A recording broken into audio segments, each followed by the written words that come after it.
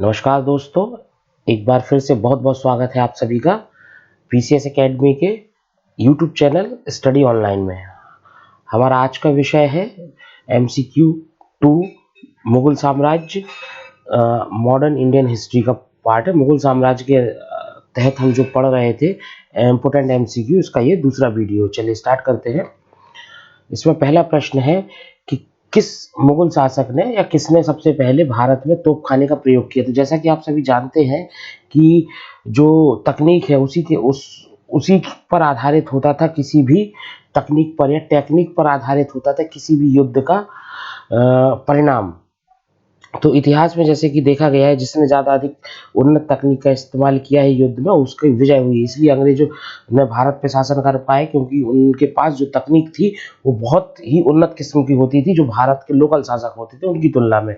तो बाबर ने जब पहली बार भारत पर कब्जा किया, उस समय उसने अपनी उन्नत तकनीक का इस्तेमाल किया था 1526 में पानीपत के पहले युद्ध में इब्राहिम लोदी के खिलाफ। तो इस प्रश्न का सही उत्तर है बाबर ने। तो भारत में पहली बार तोपखाने का प्रयोग किया था बाबर ने इब्राहिम लोदी के खिलाफ पानीपत के पहले युद्ध में 1526 में। अगला प्रश्न देखते हैं।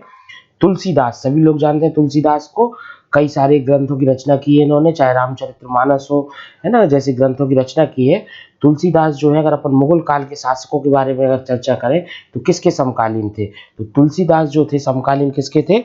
अकबर के। अकबर का जो शासन रहा है 1556 से लेकर 1605 तक अकबर ने भारत पे शासन किया है। ये भारत का शासक, काफी कम उम्र में जो है अकबर शासक बन गया था भारत का, और इसने शासन किया है कब तक?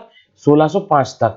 और तुलसीदास भी इसी काल के बीच में उनकी जानकारी मिलती है। तो अकबर के समकालीन रहे हैं तुलसीदास। अगला प्रश्न देखते हैं। शेरशाह सूरी का मकबरा। दोस्तों, शेरशाह सूरी जो है वो सूरी वंश का शासक था। शेरशाह सूरी जो था वो सूरी वंश का शासक था, जिसने मुगल सल्तनत की जो सत्ता थी उसको बीच में ब्रेक कर दिया था। जैसे मैंने आपको बताया 1526 में बाबर ने पानीपत का प्रथम युद्ध जीतकर लोधी वंश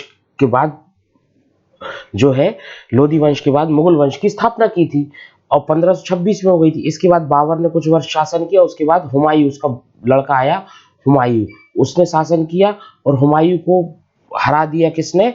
युद्ध में शेरशाह सूरी ने। और 1540 में जो है शेरशाह सूरी बन गया भारत का अगला शासक। परंतु शेरशाह सूरी की मृत्यु हो गई कलिंजर में, बुंदेलखंड में आता है ये, और वहां पे उसकी मृत्यु हो गई 1545 में। और उसके बाद जो आगे के सूरी वंश के शासक हुए, उनका प्रदर्शन उतना अच्छा नहीं रहा, और फिर हुमायूं ने अपनी सेना को तैयार किया, और 1555 में जो था सूरी वंश के बाद पुनः उसने मुगल वंश की स्थापना कर दी। तो शेरशाह सूरी जो है एक महान शासक हुआ है, जो अपने प्रशासनिक सुधार के लिए जाना जाता है। इसने जीटी रोड हो, जैसे जो जीटी रोड है उसका भी निर्माण, मरम्मत वगैरह इसने करवाई, और बहुत सारे प्रशासनिक सुधार जो है इसने करवाए। तो इसका जो मकबरा है वो सासाराम बिहार में है। सासाराम बिहार, वर्तमान में ये सासाराम बिहार जो है आता है बिहार में, ठीक है। तो शेरशाह सूरी का मकबरा कहाँ पर है? सासाराम बिहार। अगला प्रश्न है, हल्दी घाटी युद्ध में मुगल सेना का सेनापति। तो हल्दी घाटी का जो युद्ध है वो एक महत्वपूर्ण, इतिहास का बहुत महत्वपूर्ण युद्ध है, जो कि अकबर और हुआ था किसके बीच? अकबर का युद्ध हुआ था किसके बीच? महाराणा प्रताप के साथ 1576 में, 18 जून 1576। जो कि महाराणा प्रताप कहाँ के शासक थे? मेवाड़ के शासक थे महाराणा प्रताप। उनका युद्ध हुआ था किसके साथ? अकबर के साथ। अब चूंकि सुल्तान या बादशाह तो लड़ने नहीं जाता था, वो अपने एक सेनापति नियुक्त करता था। तो अकबर ने जब हल्दी घाटी का युद्ध लड़ा मेवाड़ के शासक महाराणा प्रताप के साथ 1576 में, तो उसने सेनापति बनाया मान सिंह को, और एक और व्यक्ति यहाँ सेनापति थे मान सिंह के साथ, आसफ खां। आसफ खां और मान सिंह ने मुगल सेना का नेतृत्व किया था, सेनापति थे ये मान सिंह और आसफ खां। विरोध में किसके?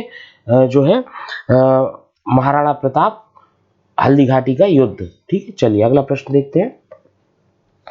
मुगल काल में निर्मित किस इमारत को ताजमहल का पूर्ववर्ती माना जाता है?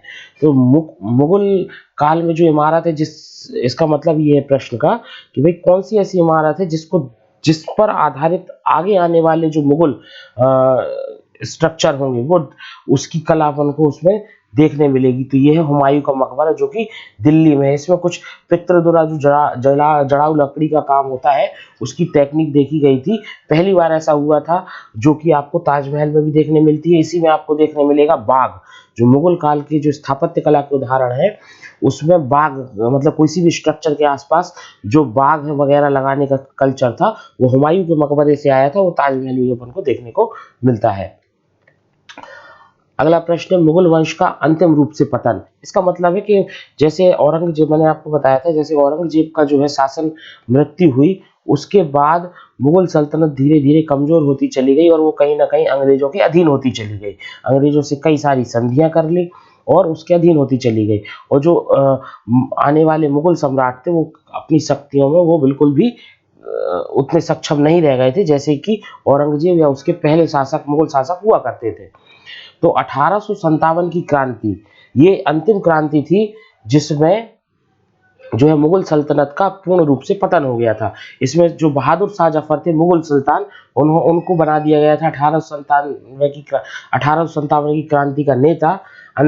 लास्ट मोमेंट में बनाया गया था और वो इसका नेतृत्व कर रहे थे। तो इसके बाद अंग्रेजों ने जो है उनकी संधि पर के तहत, ये पेंशन पे ही थे ऑलरेडी बहादुर शाह जफर। तो अंग्रेजों ने जब 1857 की क्रांति में जो क्रांतिकारियों का साथ देने के कारण बहादुर शाह जफर से सत्ता छीन ली और मुगल साम्राज्य का अंतिम रूप से पतन 1857 की क्रांति के बाद हो गया। तो मुगल वंश का पतन कब हुआ? 1857 की क्रांति के बाद। मुगलों की मनसबदारी प्रथा को किसने प्रारंभ किया? ये मनसबदारी जो प्रथा है, मनसब का अर्थ होता है सेना, सेना या सेना का एक कमांडर, इसको बोलते हैं सेना का कमांडर। तो कुछ जो सैनिक होते हैं उनका जो समूह होता है उसको बोलते हैं मनसब, है ना। और उसका जो अधिकारी होता है उसको बोलते थे मनसबदार। और ये 3 कैटेगरी में होता था। लो, सबसे लो कैटेगरी इसमें होती थी वो मनसबदार होती थी, है ना। और जो सबसे हाई कैटेगरी होती थी वो होती थी अमीर, है ना। तो मनसबदार प्रथा जो है मुगल साम्राज्य की, या कहें अपन मुगलों की जो है विशेष रूप से प्रशासन का ये हिस्सा रहा है। और मुगलों के द्वारा स्टार्ट की जाने वाली एक विशेष प्रकार की प्रथा थी मनसबदारी प्रथा, जिसकी शुरुआत की थी अकबर ने। और अकबर को इसका फायदा बहुत ज्यादा मिला था मनसबदारी प्रथा का। अगला प्रश्न है, मुगल काल में कृषि के लगान का निर्धारण। जो कृषि के लिए राजा जो है वो टैक्स लेता था किसानों से, उसके लिए अलग अलग अधिकारी नियुक्त किए जाते थे हर काम के लिए। तो जो कोतवाल होता था वो क्या करता था, वो एक नगर का प्रधान होता था कोतवाल। दीवान जो होता था वो राजस्व अधिकारी होता था। बख्शी जो होता था वो सैन्य प्रधान अधिकारी होता था। इस प्रश्न का सही उत्तर है आमिल। आमिल जो है वो एक राजस्व प्रधान अधिकारी होता था और यही राजस्व अधिकारी के पास जवाबदारी होती थी। आमिल के पास, राजस्व अधिकारी जो आमिल है उसी के पास जवाबदारी होती थी कि वो बनाए, कर निर्धारण करे। राजस्व प्लस किसकी निर्धारित थी? कर निर्धारण, या अपन उसको कह सकते हैं लगान निर्धारण की जवाबदारी किसके पास थी?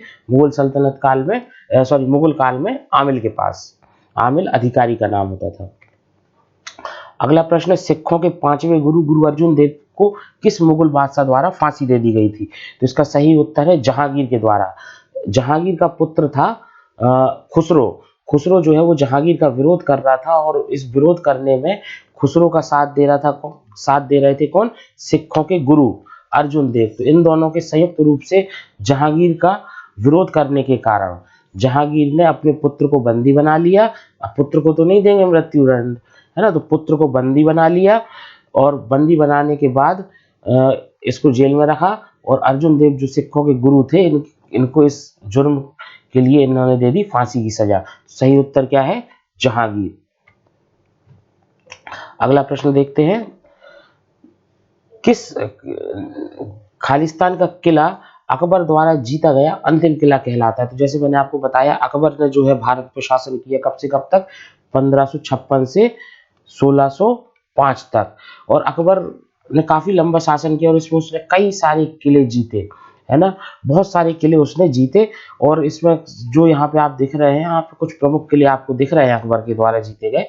अब इसमें या बनवाए गए, जो अकबर का अंतिम विजय अभियान कहा जाता है वो कहा जाता है 1601 में मालवा में जब ये पहुंचा। अकबर जो है 1601 में मालवा में पहुंचा। मालवा में स्थित असीरगढ़ का किला, असीरगढ़ का किला जो है वो कहा जाता है दक्षिण का प्रवेश द्वार, मध्य प्रदेश में आता है ये, जिला लगता है बुरहानपुर। बुरहानपुर मध्य प्रदेश में का दक्षिणतम जिला कहलाता है। और इस असीरगढ़ के किलों को जीतने के लिए अकबर ने जो है अभियान चलाया, और 1601 में अकबर ने असीरगढ़ के किले को सफलतापूर्वक जीत लिया, और लंबे समय तक असीरगढ़ का जो किला है वो मुगल सल्तनत के अधीन रहा। कहाँ पे है ये? बुरहानपुर मध्य प्रदेश में असीरगढ़ का किला। और असीरगढ़ के किले से एक और रोचक बात है कि जो मुमताज महल थी, जिनकी कब्र पे शाहजहां ने जो है बनवाया था क्या? ताजमहल। तो जो मुमताज महल की जो मृत्यु हुई थी वो असीरगढ़ के किले में ही हुई थी, और उस समय जो है ताजमहल बन नहीं पाया था, और ताजमहल का काम चालू था। तो मृत्यु हो गई थी किसकी? मुमताज महल की। तो उनको कुछ समय के लिए वहीं दफनाया गया था असीरगढ़ के किले में, और जब ताजमहल बनकर तैयार हो गया तो इनकी अस्थियों को शिफ्ट कर दिया गया ताजमहल में। ठीक है, इस वीडियो में अपन इतना ही पढ़ते हैं। अगला अगला वीडियो कुछ नए टॉपिक्स के साथ अपन पढ़ेंगे। अपना समय देने के लिए बहुत बहुत धन्यवाद।